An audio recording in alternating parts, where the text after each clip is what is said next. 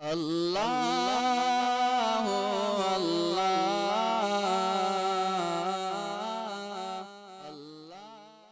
الحمد لله رب العالمين والصلاة والسلام على سيد الأنبياء والمرسلين أما بعد فأعوذ بالله من الشيطان الرجيم بسم الله الرحمن الرحيم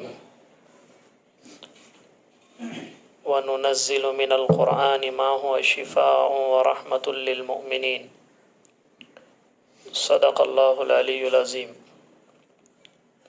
میرے محترم بزرگوں، عزیز ساتھی اور معزز خواتین، گزشتہ یہ بات بتائی گئی تھی، بیماری، شفا، یہ سب اللہ کے خزانے سے آتے۔ نئے نئے بیماریوں کا آنا کوئی نئی چیز نہیں ہے، نئی نئی بیماریوں کا آنا بھی اللہ کے خزانے سے، اور ان بیماریوں کے لیے نئی نئی دواؤں کا بننا یہ بھی اللہ ہی کے طرف سے۔ اس لیے ہمارا عقیدہ ہے اور یقین رکھنا ضروری ہے کہ اس دھرتی پہ پتا بھی نہیں ہلتا جب تک کہ اللہ نہ چاہے۔ یہ ہمارا عقیدہ بھی ہے اور اسی پر یقین بھی ہونا کہ اس کل کائنات میں جتنا بھی کچھ ہوتا ہے سب اللہ کے چاہنے سے ہوتا ہے۔ وَمَا تَشَاءُونَ إِلَّا أَن يَشَاءَ اللَّهُ، تم جو چاہو گے وہ نہیں ہوگا، جو اللہ چاہے گا وہی ہوگا۔ ہاں، کچھ چیزیں اللہ نے ایسی بنائی ہیں کہ اس کے ساتھ اللہ نے اپنی سنت، اپنی تقدیر کو، اپنے طریقوں کو جوڑا ہے اور اس کے تاثیر بتائی ہے کہ یہ کرو گے تو یہ ہوگا، یہ کرو گے تو یہ ہوگا، اس چیز میں یہ تاثیر، اس چیز میں یہ تاثیر، جس کو ہم کہتے ہیں اسباب۔ اس دنیا کو اللہ نے دارالاسباب بنایا، لیکن یہ اسباب بھی ہمارے امتحان کے لیے۔ اس لیے مولانا یوسف صاحب رحمۃ اللہ علیہ کا ملفوظ مولانا سعد صاحب دامت برکاتہم یہ بار بار کہتے، اسباب میں لگ جانا اور اسباب کا ہو جانا اور ان اسباب میں اللہ کو بھول جانا یہ ضلالت ہے، گمراہی ہے۔ اور اسباب کو بالکل چھوڑ دینا، مجھے کھانا نہیں کھانا ہے، مجھے علاج نہیں کرنا ہے، مجھے پانی نہیں پینا ہے، مجھے گھر میں بیٹھنا ہے، خود اللہ کھلائیں گے، اسباب کو بالکل چھوڑ دینا یہ رہبانیت ہے، جو عیسائیوں کا طریقہ ہے، عیسائی پادریوں کا۔ اسباب میں ہو جانا، اللہ کو بھول جانا یہ ضلالت، گمراہی ہے، اور صرف اسباب کو چھوڑ دینا بالکل یہ رہبانیت ہے، عیسائی پادریوں کا طریقہ۔ اور اسباب میں رہ کر اللہ کو یاد رکھنا، اسباب کو کم کر کے اللہ کی یاد میں لگنا، دین میں، دین کی محنت میں، یہ ہدایت ہے۔ اسباب جڑے ہوئے، لیکن ان اسباب کے ساتھ اللہ کو نہ بھولنا، ان اسباب کے ساتھ اللہ کے نبی کو نہ بھولنا، ان اسباب کے ساتھ اللہ کے نبی کی بتائی ہوئی چیزوں کو نہ بھولنا، یہ ہدایت ہے۔ کھانا ضروری ہے، لیکن کھانے سے پہلے کھانے کی دعا، کھانے کے بعد کھانے کی دعا، کھانے کے وہ آداب جو اللہ کے نبی نے بتائے، بیٹھے کیسے، کھائے کتنا، کتنی انگلیوں سے کھائے۔ سبب بھی جڑا ہوا ہے اور ہدایت بھی ہے کہ اگر اللہ کے نبی کے بتائے ہوئے طریقے پر کھایا، ضرورت بھی پوری ہی، سبب بھی اختیار کیا اور وہ دین بھی بن گیا۔ پانی پی رہا ہے، پینے سے پہلے کیا کرنا، پینے کے بعد کیا کرنا، پینے کے طریقہ کیا ہے، پیاس بھی بجھ گئی اور وہ پانی پینے پر اجر بھی مل گیا۔ تو اسباب اللہ نے جڑائے ہیں، تین قسم کے اسباب ہیں۔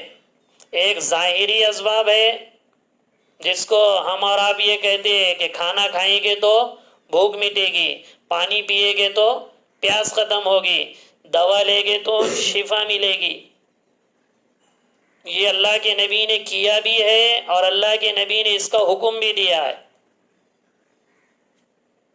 اور دوسرے اسباب اسباب خفیہ اس کو کہتے کہ ایسے جھاڑ پھونک سے علاج کرنا جو احادیث میں اللہ کے نبی سے یا ہمارے اولیاء کرام سے ثابت نہ ہو، ایسے منتروں کے ذریعے سے علاج وغیرہ کروانا، اس کے بارے میں حکم یہ ہے کہ نہ کرنا بہتر ہے۔ اور تیسرا علاج ہے، اس کو کہتے ہیں اسباب خفی، یعنی نجومیوں کا، کاہنوں کا۔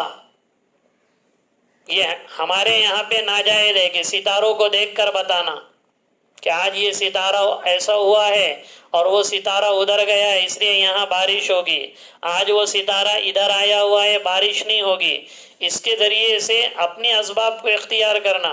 اسی طریقے سے پرندہ، مکہ میں لوگ اس طرح کرتے تھے کہ کبوتر کو یا پرندے کو چھوڑتے، اگر داہنی طرف چلا گیا تو سفر میں نکل دے کہ ہمارا سفر اچھا جائے گا، بائیں طرف چلا گیا تو وہ یہ کہتے ہمارا سفر برا جائے گا، آج سفر نہیں کرنا ہے۔ تو یہ ساری چیزیں اسباب اخفا میں آتی ہے، یہ ناجائز ہے۔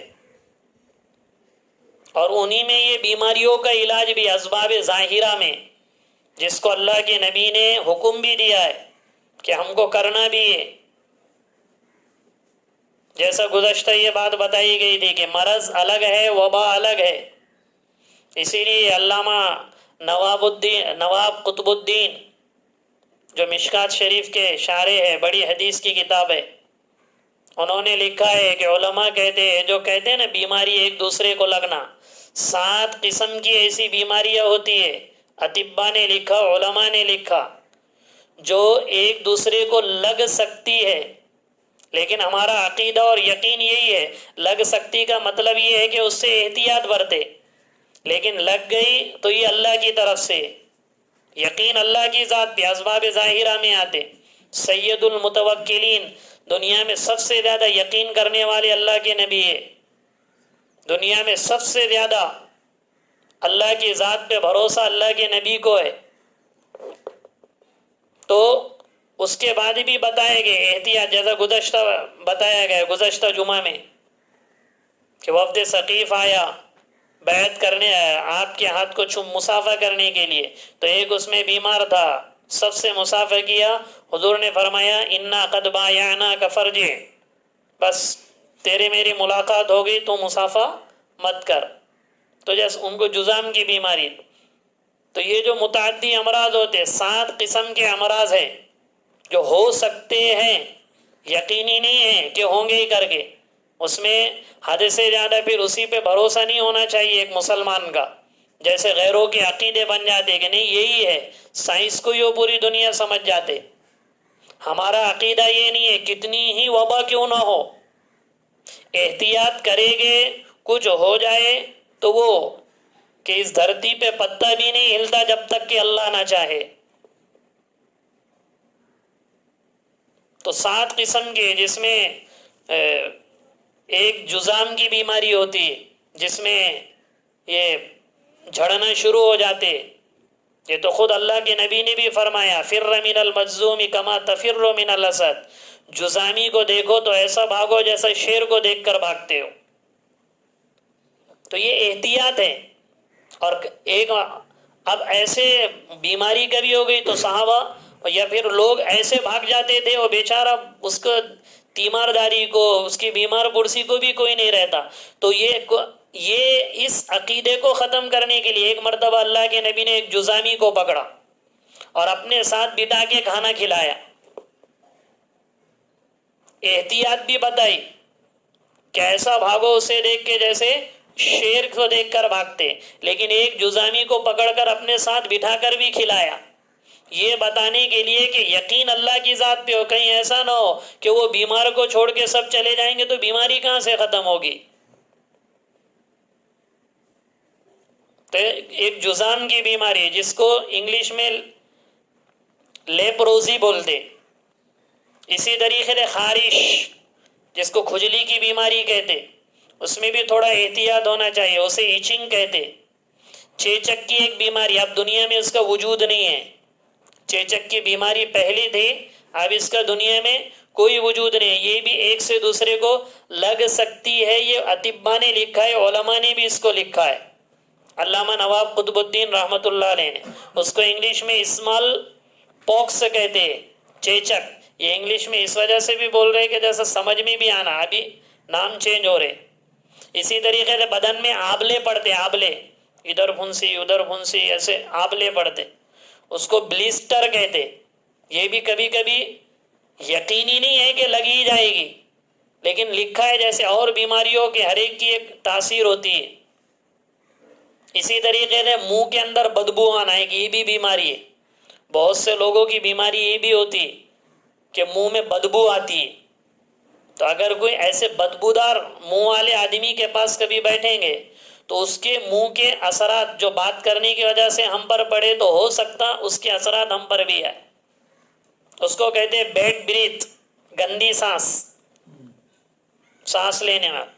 اسی طریقے سے ایک بیماری آشوب چشم، ہم یہ آنکھیں آتی نہیں کیا، کبھی ایک کو آئی تو دوسرے کو بھی آتی ہے، اس کو بولتے ہیں آشوب چشم. تو ایک یہ بھی بیماری اطباء یہ کہتے ہیں اور علماء نے لکھا ہے کہ یہ بھی بیماری لگ سکتی ہے. اس کو انگلش میں کہتے ہیں کنجنکٹیویٹیز.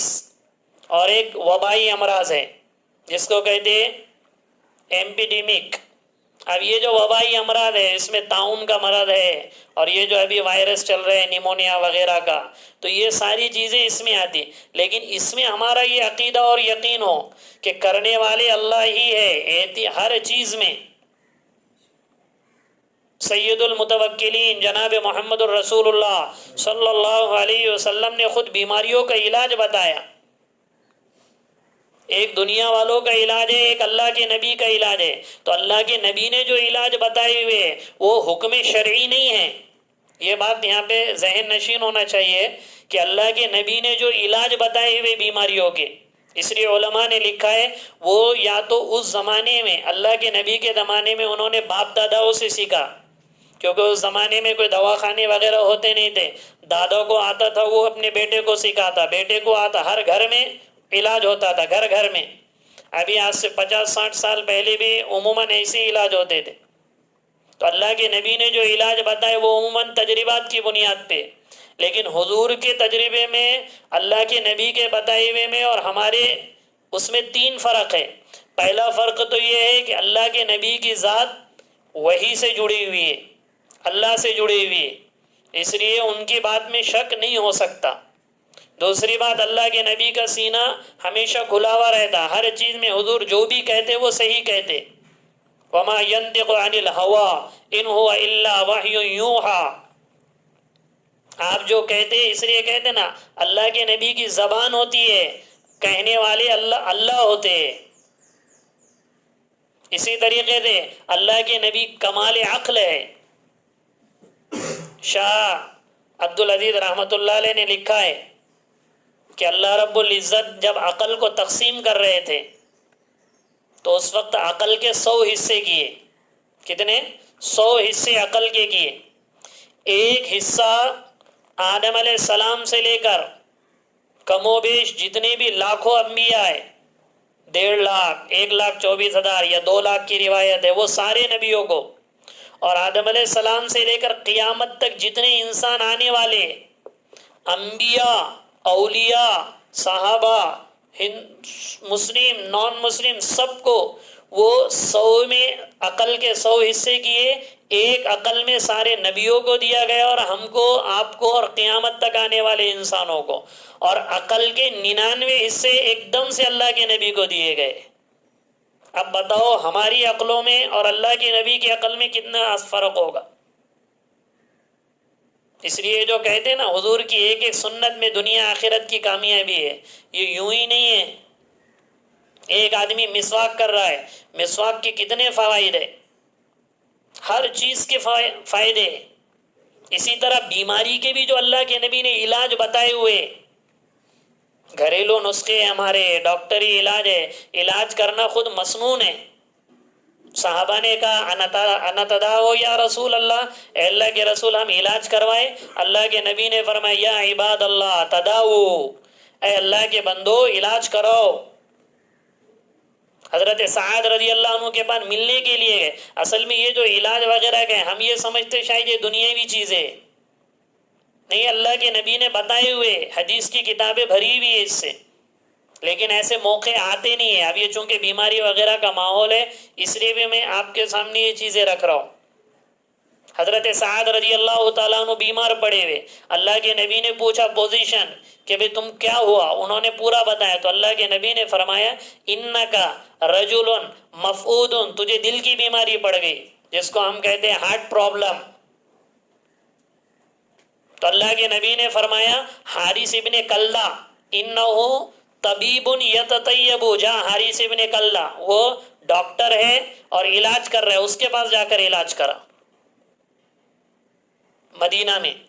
اور پھر خود اللہ کے نبی نے فرمایا کہ اگر تجھے دل کی بیماری ہے تو عجوہ کھجور کی 7 گٹلیوں کو پیس کر اس کو کھا لیا کر۔ خود اللہ کے نبی نے پھر علاج بتایا کہ دل کی بیماریوں کے لیے عجوہ شفا ہے، عجوہ کی کھجور کا پیسا ہوا آٹا۔ کتنی ایسی بیماری،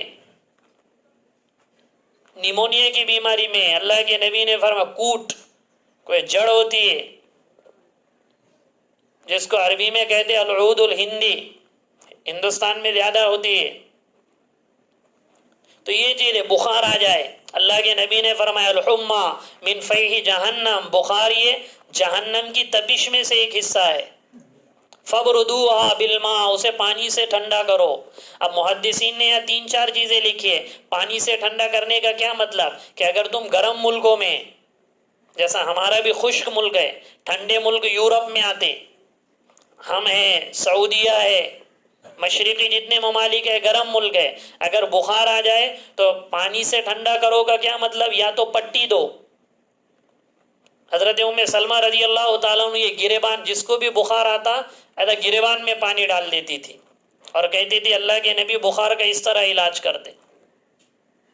اور ایک روایت میں تو یہ اللہ کے نبی نے فرمایا، ترمذی شریف کی روایت ہے کہ اگر تم کو بخار آ جائے تو کوئی نہر، پاکیزہ نہر میں جا کے وہاں جاؤ اور جس طرف سے پانی آ رہا ہے اس کی طرف منہ کرو اور وہاں کھڑے ہو جاؤ اور کہو بسم اللہ اشفی عبدک وصدق رسولک، اور 3 مرتبہ پانی میں ڈبکی لگاؤ 3 دن۔ فرمایا 3 دن میں نہ ہو تو 5 دن اس طرح کرو، 5 دن میں نہ ہو تو 7 دن کرو، 7 دن میں نہ ہو تو 9 دن کرو، اور پھر حضور نے فرمایا 9 دن کے بعد بخار تمہیں نہیں آئے گا۔ یہ علاج بتایا اللہ کے نبی پاکیزہ نہر میں۔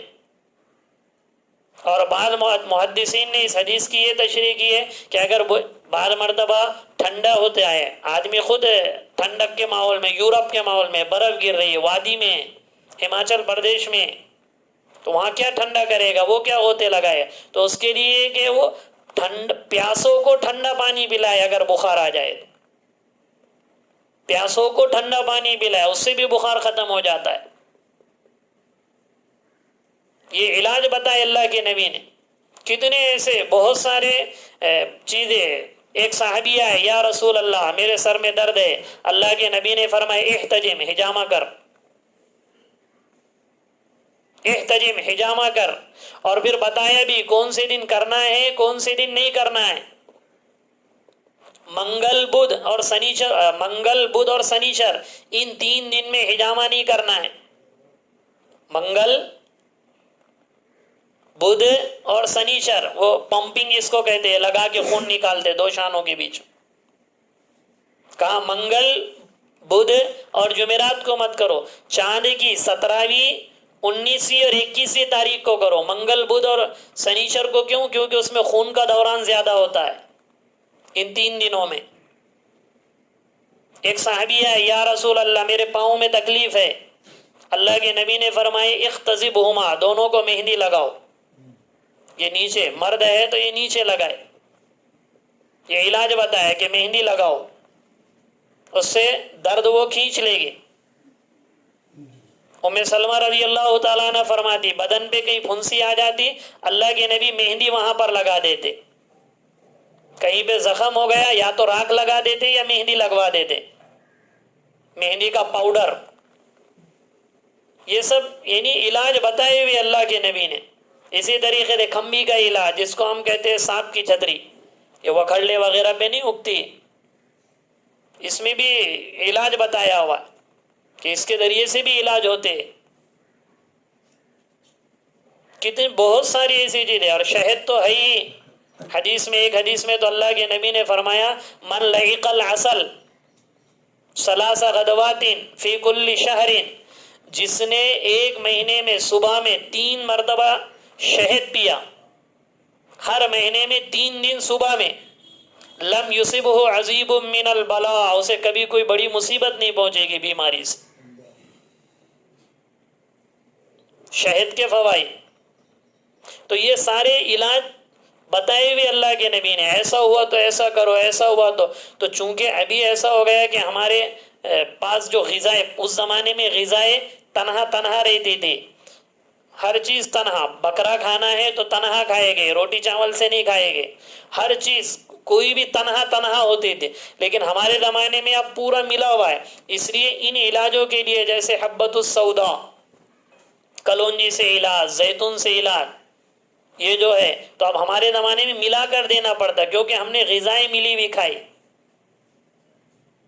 یہ تو وہ چیزیں ہیں کہ جس کے بارے میں اسباب سے بتائے، اور اللہ کے نبی نے دعائیں بھی سکھلائی کہ کہیں پہ تکلیف ہو تو 7 مرتبہ پڑھو، اذہب الباس رب الناس واشفی انت شافی لا شفاء الا شفاؤک شفاء لا یغادر سقما. ایک روایت میں ایک صحابی گل گل کر چوزی کے اتنے ہو گئے تھے، کأنما ہوا فرخن، ایسے لگ رہے تھے جیسے چوزا ہے.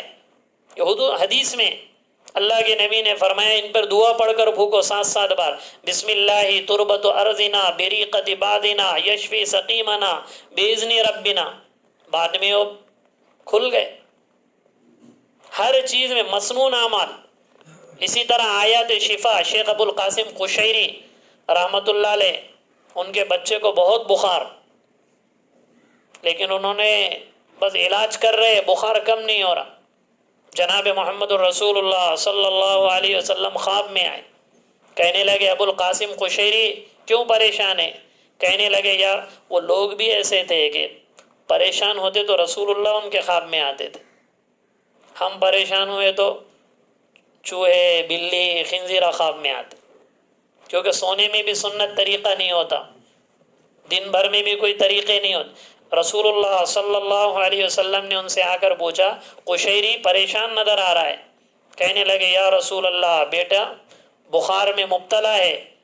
تو اللہ کے نبی نے فرمایا آیات شفا اس پر پھونک دے. اتنا بڑے خواب مکمل ہو گیا. آیات شفا یعنی قرآن کی وہ آیات جن میں شفا کا لفظ آیا ہے. تو شیخ ابو القاسم قشیری رحمۃ اللہ علیہ اٹھ کر پورا قرآن تلاش کیا تو شیخ ابو القاسم قشیری نے 6 آیتیں نکالی. وَيَشْفِ صُدُورَ قَوْمٍ مُؤْمِنِينَ وَنُنَزِّلُ مِنَ الْقُرْآنِ مَا هُوَ شِفَاءٌ وَرَحْمَةٌ لِّلْمُؤْمِنِينَ قُلْ هُوَ لِلَّذِينَ آمَنُوا هُدًى وَشِفَاءٌ فِيهِ شِفَاءٌ لِّلنَّاسِ. اس طریقے سے 6 آیتیں جو آیات شفا مشہور ہے اس کو لکھ کر کاغذ میں لکھ کر پانی میں ڈالا، اور قاضی بیضاوی رحمۃ اللہ نے لکھا ہے پھونک دیے پانی میں اور پھونک کر اسے پلائے. پلاتے ہی جیسے جیسے وہ پانی پلاتے گئے ویسے ویسے بخار کی حرارت کم ہوتے گئی. اور ان سب بیماریوں میں سب سے بڑا علاج صدقہ ہے. کتنی ہی لا علاج بیماریاں رہو، اگر اس نے اپنے صدق نیت سے اگر اس نے صدقہ دیا، کیونکہ الصدقۃ تدفع البلاء، بڑی سی بڑی مصیبت صدقے کو ٹال لیتی ہے. ایک سامنے مجھ سے پوچھے کہ بہت زیادہ ایک بیمار ہے، کتنا صدقہ کرنا؟ میں نے کہا خوب دو. تو بولے کتنا؟ بیماری کو کتنا لگ رہا؟ وہ کہنے لگے بہت لگ رہے، مجھے قرضہ لینا پڑ رہا. تو میں نے کہا بیماری کے لیے قرضہ لے رہے تو صدقے کے لیے بھی قرضہ لو، قرضہ لے کے دو صدقہ. اللہ آزماتے. کتنے ایسے واقعات ہیں. ہمارے بڑے حضرت نے ایک مرتبہ سنایا کہ پورے فیل ہو گئے کڈنیاں، تو انہوں نے مشورہ کیا کیا کیا جائے. تو حضرت نے ان سے کہا کہ 2 کڈنی تو بڑے بڑے 2-3 جانور تم صدقہ دے دو. تو انہوں نے مدرسے میں 4 جانور بھیجے بڑے بڑے. اور حضرت نے ان سے کہا کہ جانے سے پہلے چیک کر لینا. آپریشن پہ سے پہلے انہوں نے چیک کیا تو ان کی کڈنیاں واپس کام کرنا شروع کر دیے. ایسے کئی ایسی چیزیں. مولانا یوسف صاحب رحمۃ اللہ علیہ کے زمانے کا مولانا سعد صاحب نے واقعہ سنائے.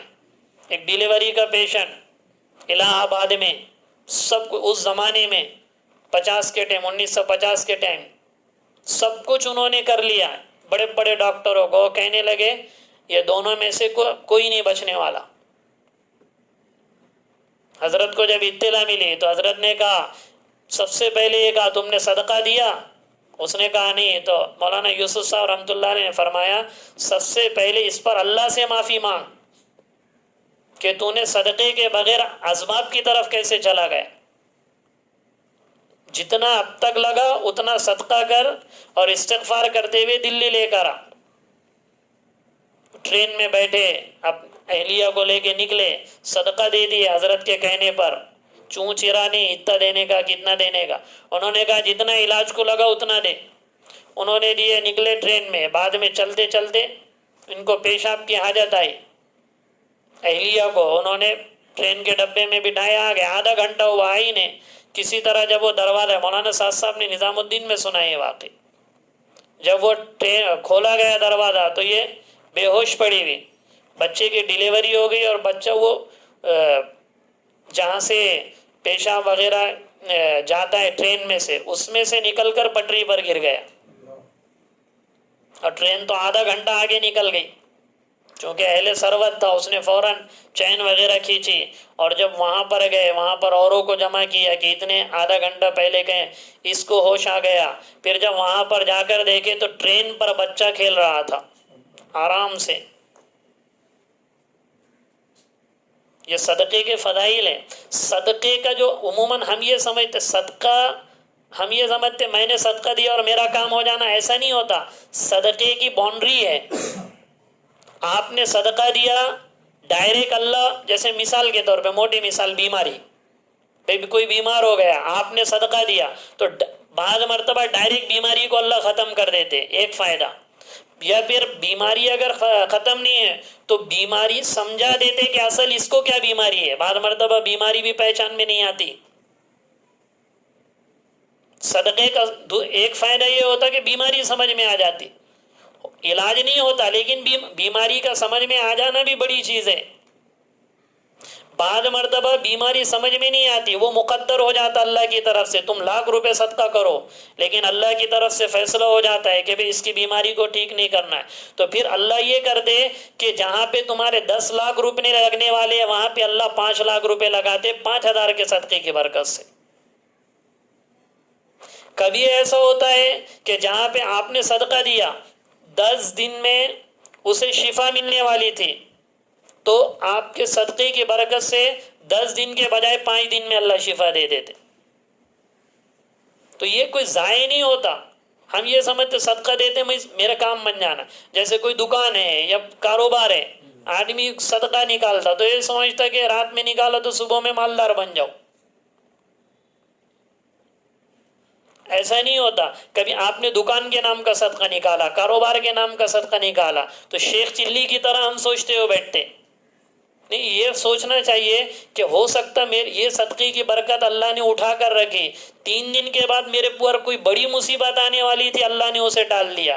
کبھی کبھی اکاؤنٹ میں پیسے رکھے تو بعد میں کام آتے کہ نہیں آتے؟ ارے بھئی آتے کہ نہیں؟ آدمی اکاؤنٹ میں جمع کرتا تو کبھی جب بھی ضرورت پڑتی آدمی نکالتا تھوڑے. ایسی بعض صدقے ہمارے اکاؤنٹ میں جمع ہو جاتے. بڑی اللہ نہ کرے ایکسیڈنٹ ہو گیا تو ہم کیا بولتے، کیا ماہر ڈرائیور تھا یار، انہوں نے بچا دیا، ادھر لے لیا. وہ ادھر فرشتے نے لیا ہو، وہ جو اکاؤنٹ میں صدقہ جمع ہوا ہے.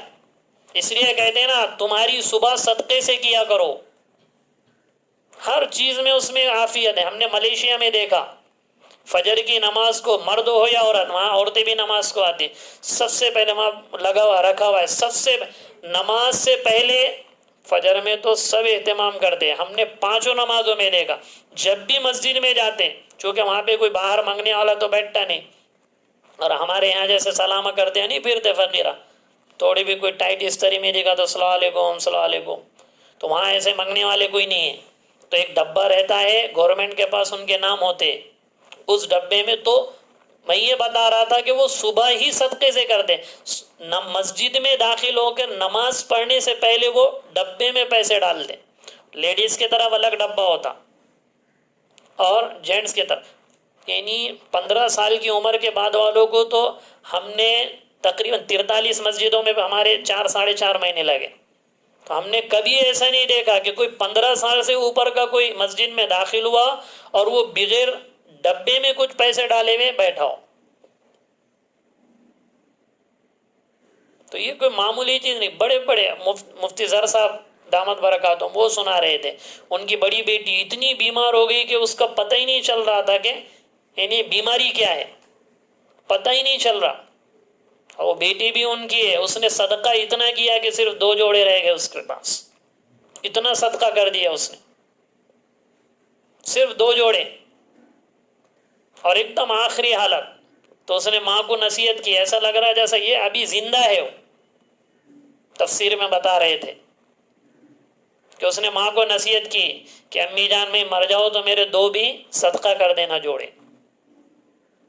تو پھر ہم ان کے والد کو پتہ چلا، مفتی صاحب کو، تو وہ گئے اور سفید جانور خریدا بڑا، اور کتنے کا؟ 2 لاکھ روپے کا. وہاں کے اپنے یہاں کے 1 لاکھ روپے بنتے ہو، جو مارکیٹ میں سب سے خوبصورت تھا اور سب سے عمدہ تھا.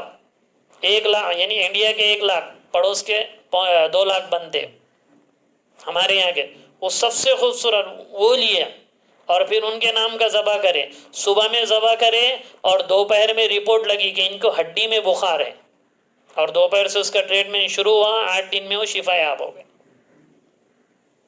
یہ تازہ واقعہ ہے، تم کوئی پرانے واقعات نہیں بتا رہا ہوں. تو اس لیے بیماری جتنی بھی ہے اللہ سب کو شفا عطا فرمائے، لیکن ان کا سب سے بہترین علاج، سارے علاجوں کے ساتھ ساتھ صدقہ ہے، دعائیں ہیں، مسنون دعائیں ہیں، درود شریف کی کثرت ہے. اللہ رب العزت ہم سب کو اس پر عمل کی توفیق عطا فرمائے. وما توفیق الا باللہ.